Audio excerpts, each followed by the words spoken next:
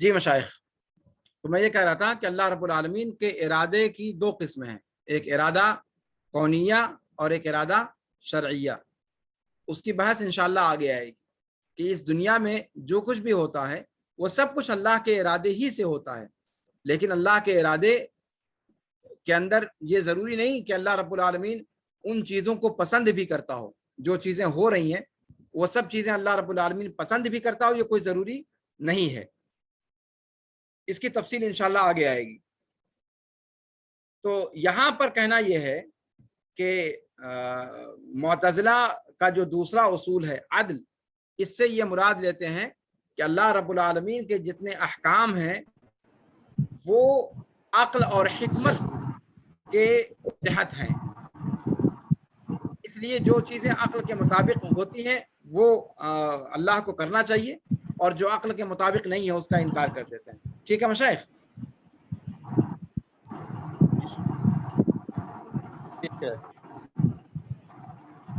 اچھا، اسی طرح وہ کہتے ہیں کہ اللہ رب العالمین کے لیے واجب ہے کہ وہ کام کرے جو مخلوق کے لیے زیادہ مناسب ہو، زیادہ بہتر ہو، اللہ کے لیے واجب ہے، نعوذ باللہ، جبکہ یہ بات گزر چکی ہے کہ اللہ رب العالمین پر کوئی بھی چیز واجب نہیں ہے۔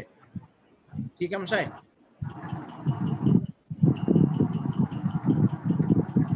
تو یہ ہے ان کا عدل کا مفہوم، کہ اپنی عقل کے اعتبار سے جس چیز کو وہ عدل اور انصاف سمجھتے ہیں وہ اللہ رب العالمین پر واجب قرار دیتے ہیں کہ اللہ رب العالمین اس کام کو کرے، اور اگر وہ چیز کیا نام ہے ان کی عقل کے مطابق نہیں ہے تو پھر وہ اللہ رب العالمین سے اس چیز کا انکار کرتے ہیں۔ یعنی اپنی عقل کی بنیاد پر استحسان اور یعنی اپنی عقل جو اچھا سمجھتی ہے وہ اچھا ہے، اور جو عقل برا سمجھتی ہے وہ برا ہے۔ گویا یہاں پر انہوں نے عدل کے معیار کو کس سے ناپا؟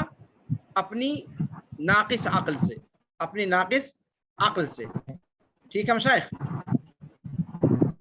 تو عقل جس چیز کو اچھا سمجھتی ہے اس کا وہ اس کے لیے وہ کہتے ہیں کہ اللہ رب العالمین پر واجب ہے کہ وہ ایسا کرے، اور عقل جس چیز کو درست نہیں سمجھتی ہے وہ کہتے ہیں اللہ رب العالمین پر واجب ہے کہ ایسا نہ کرے، نعوذ باللہ۔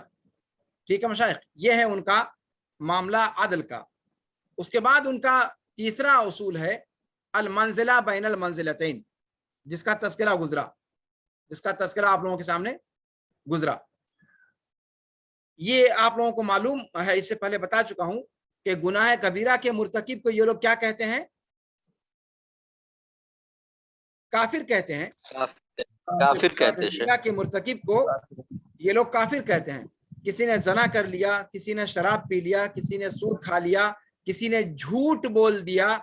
جھوٹ بولنا بھی تو حرام ہے، جھوٹ بولنا بھی تو گناہ کبیرہ ہے مشائخ۔ ہاں، تو ان سب گناہوں کا اگر کسی نے ارتکاب کر لیا تو پھر وہ مسلمان باقی نہیں بچا، وہ کیا ہو گیا؟ کافر ہو گیا۔ اور یہ خوارج کا بھی عقیدہ ہے، یہ بتا چکا ہوں۔ معتزلہ اور خوارج دونوں کا متفقہ عقیدہ ہے کہ کبائر کا ارتکاب کرنے والا کافر ہو جاتا ہے۔ البتہ دونوں میں فرق اخروی نتیجے کو لے کر کے ہے۔ اخروی نتیجہ آخرت میں ان کے ساتھ کیا ہوگا؟ تو خوارج کہتے ہیں کہ وہ جہنم میں جائے گا، کافر ہوا اور کافر کا ٹھکانہ جہنم میں۔ قرآن کہتا ہے کہ اللہ تعالیٰ نے جہنم کو کفار کے لیے تیار کیا، تو جب وہ کافر ہو گیا تو گیا جہنم میں، بات ختم۔ لیکن معتزلہ کبائر کا ارتکاب کرنے کی وجہ سے کافر جو ہو جاتا ہے اس کے لیے وہ آخرت میں عام کفار سے ایک الگ کیٹیگری مانتے ہیں۔ مومن تو بچا نہیں کہ جنت میں جائے، پکا کافر بھی نہیں ہوا کہ جہنم میں جائے، تب کیا کریں؟ تو انہوں نے ایک عقیدہ ایجاد کیا، المنزلہ بین المنزلتین۔ جنت اور جہنم یہ دو منزلیں ہیں، ان دو منزلوں کے درمیان ایک منزلہ انہوں نے بنایا، کہا کہ وہ ایک بیچ کا منزلہ ہے، اس میں وہ لوگ رہیں گے، نہ جنت میں جائیں گے نہ جہنم میں جائیں گے، بلکہ دونوں کے درمیان کوئی منزلہ ہے جس میں وہ لوگ رہیں گے۔ سمجھ میں آ رہی بات؟ یعنی فاسق، جس کو ہم اپنے عقیدے کے اعتبار سے کیا کہتے ہیں، گناہ کبیرہ کا ارتکاب کرنے والا فاسق ہوتا ہے۔ مومن تو رہے گا لیکن فاسق مومن، ٹھیک ہے؟ لیکن خوارج اور معتزلہ اس کو کافر گردانتے ہیں. تو کافر گرداننے کے بعد خوارج آخرت میں ان کو جہنم بھیج دیتے ہیں. لیکن معتزلہ وہاں پر آخرت میں اس میں فرق کرتے ہیں کہ فاسق جہنم میں نہیں جائے گا بلکہ وہ منزلہ بین المنزلتین میں رہے گا. سمجھ میں آ رہی بات؟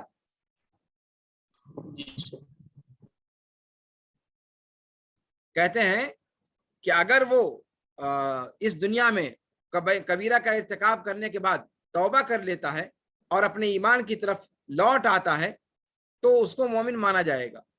اور اگر کبیرہ کا ارتکاب کر کے اسی حالت میں مر گیا, اس کو توبہ کی توفیق نصیب نہیں ہوئی, تو جہنم میں جائے گا.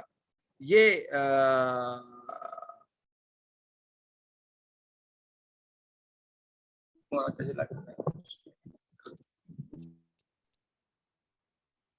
خوارج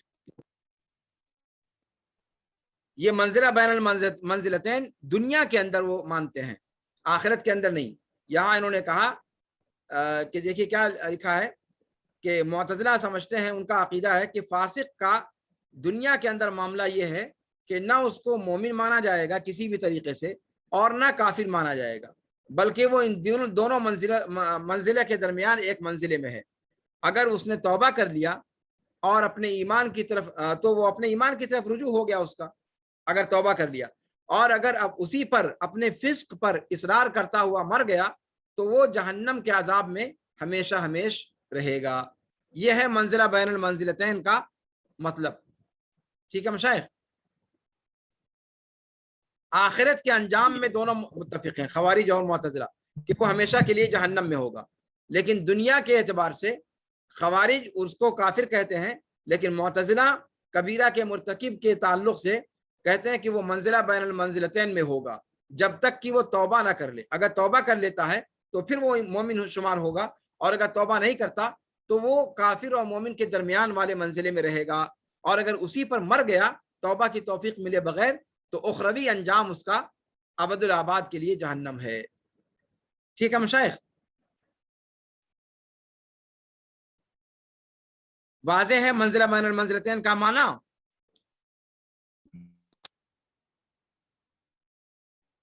جی شیخ. لیکن شیخ ابھی ایک بتایا گیا تھا کہ اخروی میں بھی ان کا ایک الگ یہ ہوگا. کس میں؟ تھوڑی سمجھ سے باہر. اخروی زندگی میں بھی اخروی ان کا زندگی ایک میں الگ نہیں, مقام ہوگا نا, وہ جنت زندگی میں نہیں. یہاں پر اس کی تفصیل دیکھ لیا, وہ تفصیل یہاں جو ہے اس کو دیکھ لیں آپ. اخروی زندگی میں فرق نہیں کرتے وہ لوگ. اخروی زندگی میں جیسا معاملہ خوارج کرتے ہیں ویسا ہی معاملہ معتزلہ کرتے ہیں. دنیا میں وہ لوگ فرق کرتے ہیں. معتزلہ کا معاملہ یہ ہے کہ خوارج کبائر کے مرتکب کیا نام ہے کافر کر دیتے ہیں, جبکہ معتزلہ کہتے ہیں کہ وہ منزلہ بین المنزلتین میں رہے گا. اگر توبہ کر لیتا ہے تو پھر وہ مومن ہو جائے گا, اور اگر توبہ نہیں کرتا ہے اسی پر مر گیا تو وہ ابد الآباد کے لیے جہنم جائے گا. یہ ہے منزلہ بین المنزلتین کا ان کے یہاں مفہوم. ٹھیک ہے مشائخ؟ جی شیخ. ٹھیک ہے مشائخ, اسی پر اکتفا کرتے ہیں. پھر اس کے آگے الوعد والوعید اور الامر بالمعروف والنہی عن المنکر, اس کو انشاءاللہ اگلے درس میں مکمل کریں گے. آپ لوگ 10 منٹ کا وقت لے لیں, اس کے بعد پھر انشاءاللہ اگلی گھنٹی میں تشریف لائیں تاکہ تاریخ الادب 25 پہ جڑتے ہیں شیخ. 10-25. ہاں 25 پہ پھر جڑتے ہیں شیخ. ہاں 25 پہ انشاءاللہ. 25 پہ یعنی نیپالی ٹائم. جی جی. ٹھیک ہے. السلام علیکم.